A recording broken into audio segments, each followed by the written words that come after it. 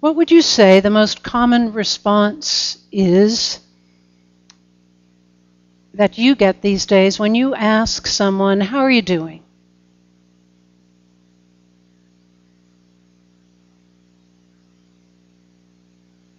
At 9 o'clock, some people said, I'm tired. Maybe it was the time of day. That could be. The answer, according to one opinion writer for the New York Times, is busy. At least that's Tim Kreider's assessment. Tim Kreider is a satirical cartoonist and writer, and he's written a really good piece for the Times series on anxiety that Kreider calls the busy trap. Kreider says that for those of us who live in the United States in the 21st century, we've probably had to listen to a lot of people tell us how busy they are. It's become the default response, he says, when you ask anyone how they're doing. Oh, busy. So busy. Crazy busy. The author is clear that it isn't generally the people pulling back-to-back shifts in the ICU, or the people commuting by bus to 3 part-time jobs at minimum wage, who tell you how busy they are. They're just tired, exhausted, dead on their feet. It's almost always, Kreider says, people who are lamenting busyness, which is purely self-imposed, work and obligations they've taken on voluntarily, classes and activities they've signed up for or encouraged their children to be a part of. They're busy because of their own ambition, drive, or anxiety. Because, Kreider says, they're addicted to busyness, and they dread what they might have to face in busyness absence. Almost everyone Kreider knows is busy and feels anxious if they aren't either working or doing something to promote their work. And even children are busy now, he says, scheduled down to the half hour with their classes and extracurricular activities. Children come home at the end of the day as tired as the grown-ups. Now, Kreider's premise is an interesting one. He doesn't think most of us really want to live overscheduled lives. It's something he thinks we are collectively forcing really high priority. The pace of life is different there. Now, Kreider's thought, and I don't know if I completely agree with him, but it's an interesting one. Kreider's thought is that because most of the people in the United States no longer make or do anything tangible, they don't feel useful unless they're busy. It's a product of our information age. A lot of what is produced is not a widget anymore, it's information. Busyness, he writes, serves as a kind of existential reassurance, a hedge against emptiness. Obviously, your life cannot possibly be silly or trivial or meaningless if you're so busy, completely booked, in demand every hour of the day. Certainly, it's an interesting point. How true it is for you, only you can decide. But it certainly dovetails, in a way, I believe, with the scripture we heard this morning. Be careful, then, how you live. Not as unwise people, but as wise, making the most of the time. This admonition wants us to consider carefully what it is we are doing with the time that we've been given. It reminds us to be careful how we live because all time for us as humans is limited on the earth. Whether we are conscious of it, whether we deny it, it's true. Time is limited, so make the most of it. Years ago, Harry Emerson Fosdick, then at the height of his influence as the senior minister of the Riverside Church in New York, and interestingly enough, we're going to sing his famous hymn at the end of the service. Fosdick was making a tour of the Middle East in those days, and he was invited to give. Fosdick began, "I do not ask anyone here to change his or her religion, but I do ask all of you to face up to this question. What is your religion doing to your character?" What I want to focus on today from the passages of Ephesians that I read is how do we make the most of our time and use it wisely. Fosdick's question, what does your religion do to your character, is one way for us to assess what it is we are doing with our time. Does our religion in any way shape our choices of how we're using the time we've been given? Does our religion in any way shape our priorities and our days? The author of Ephesians doesn't want us to waste our time. Waste our time on things that don't matter or that keep us from living the fullness of life that God desires for us. Instead, the scripture says we are to spend our time on things that bring more light and more love to the world. This is what the author of Ephesians wants us to consider every single day. Are we living in the service of love or the service of self? Everything the scripture suggests is to be done with the higher purpose of love in mind. When the author says the days are evil, it means there's a lot in this world that can get us off track. Evil is that which opposes God's purposes. Evil is that which draws us away from God. So if we are to make the most of our time, then we have to look at how we use it. We have to learn to prioritize what we do. Tim Sanders, who's the former Chief Solutions Officer at Yahoo, he also wrote a book called Love is the Killer App.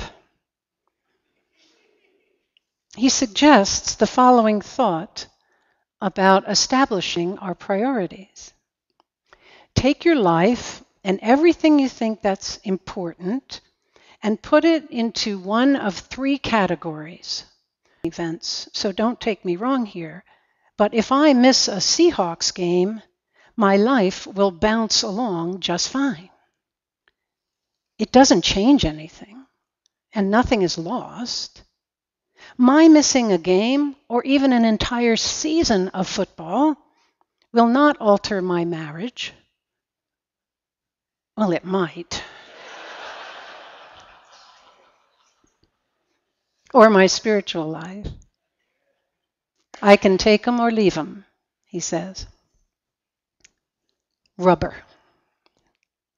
The things don't affect us that much. Life bounces back. Now, the things that are made of metal, when they get dropped, they create a lot of noise. But you can recover from the drop. So you miss a meeting at work, get the Cliff Notes. Or if you forget to balance your checkbook and lose track of how much money you have in the bank and the bank notifies you you've been spending more than you have, well, it's going to create a little bit of noise in your life. But hopefully you can recover. Metal. Then there are the things that are made of glass. When you drop them, they shatter. They shatter into pieces, and it's never the same again. Even though you could pick up the pieces and piece it back together, often a little piece is missing. Sanders says it won't hold water anymore, no doubt, because of the thin rubber, metal, or glass. More than likely, the things you can't afford to drop, the things you would put in the glass category, have to do with your relationships, with your spouse, your significant other, your family, your friends.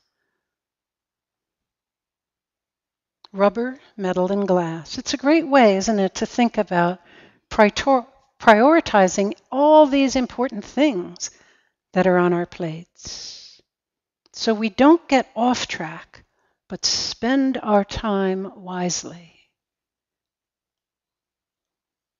This is especially important in our day and age because I think the use of technology, and I actually like technology, but the use of it has made everything seem as though it's equally important. It's urgent, right? Our emails, our voicemails, our tweets, our Twitters, our Facebook accounts, they demand a response immediately, as if life hung in the balance if we didn't get back to it. What? Everybody wants an answer right away. But as Tim Sanders points out, not all things are equally important. Some of those things are rubber, some metal, some glass.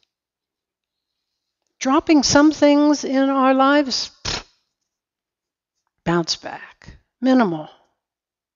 But dropping other things, big consequences, glass. Now I'm assuming, since you're here in church this morning, that you believe there's something about your spiritual life that's important in becoming wise and making the most of the time. Is your spiritual life rubber, metal, or glass? If you drop it, will it matter? If it's glass, then we want to treat it carefully. So it would seem to me we need to ask ourselves, how am I paying attention to my spiritual life? Am I making it a priority in how I use my time, or is my spiritual life just one more thing in my busy life that I can tack on to all the rest if I have the time, when I can fit it in? If that's the case, then it's actually more like rubber or metal. What kind of a priority do we really give our spiritual life?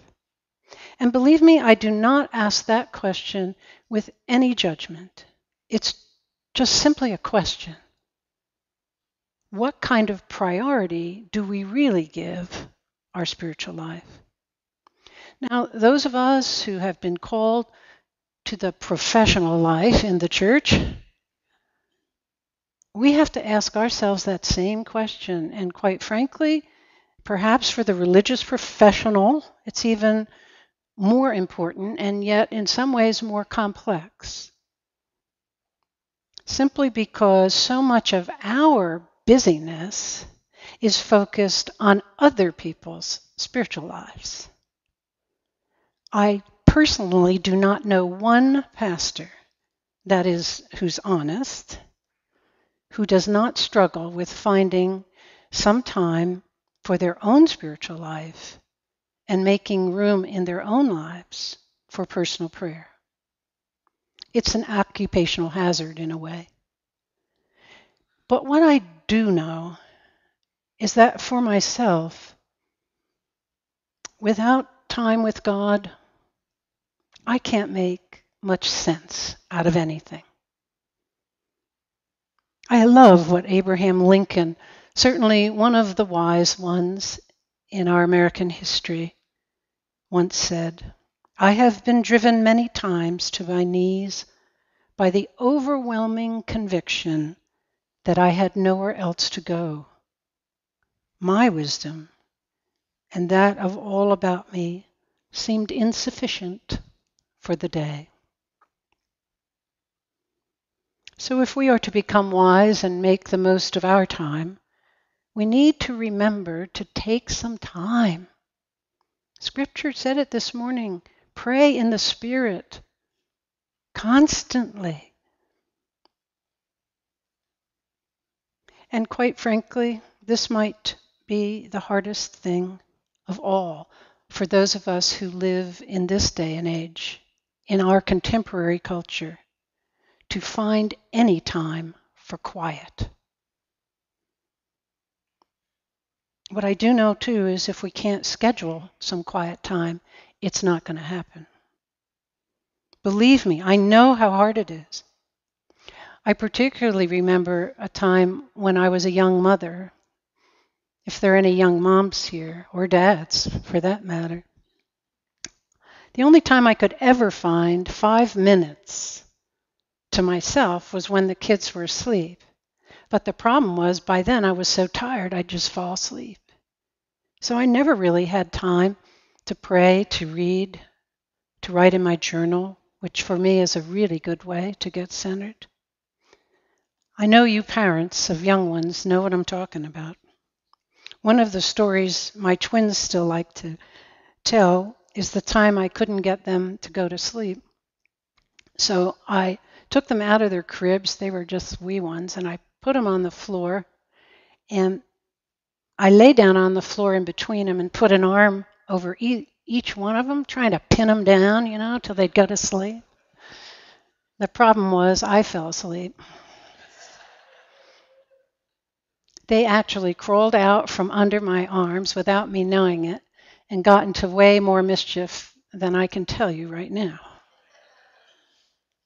So yes, I know the problem of trying to schedule quiet time. But it's important, and I think in today's world, it's more important than it was even those 45 years ago. Who of us ever could have guessed how out of control life would be in our time? So I think maybe in today's world, we have to find our quiet time wherever we can. Maybe while waiting in line at the grocery store. Don't grab the National Enquirer and read that nonsense. Just take some time for yourself. Or you're in line at the bank, right? Or in the doctor's office. Don't pick up the People's Magazine. It's not that edifying. I mean, it's tempting, but not edifying. Or maybe when you're walking your dog, right? See where in your life you could take some time to unplug. Get rid of it all, I'm telling you. Here's an aside. I mean, this is how our lives are, right? I never had a laptop till last year. I had a PC at home and a PC here. No problem. You come home from work, you eat, like a normal person most nights when I'm home. And then if you want to, you intentionally go to your office and work on your... No, not now. I've got a laptop. The laptop comes home with me. It's on the kitchen table. It's open. So I'm sort of eating and paying attention to my husband while doing my emails. I do them at breakfast. I do them before I go to bed. What is wrong with me? This is a product of our culture, our technology, the urgency we feel to get back to everyone. It's nuts. We all know it. But I think that writer's right. Collectively, the collective is forcing it on us in some way, and we have to be strong. Strong is wise, right? We have to be strong and say no. We need to unplug. Make the most of every opportunity, we heard the scripture say.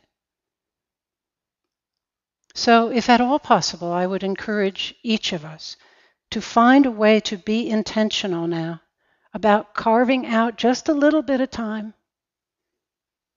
to detach from life's busyness.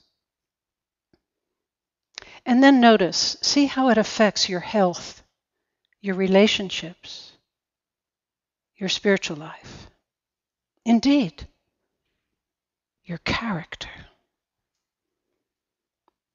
I would also encourage all of us to prioritize all that keeps life so busy for us. This week, start thinking about it. Put those things into rubber, metal, or glass categories and pay attention to the ones that are glass.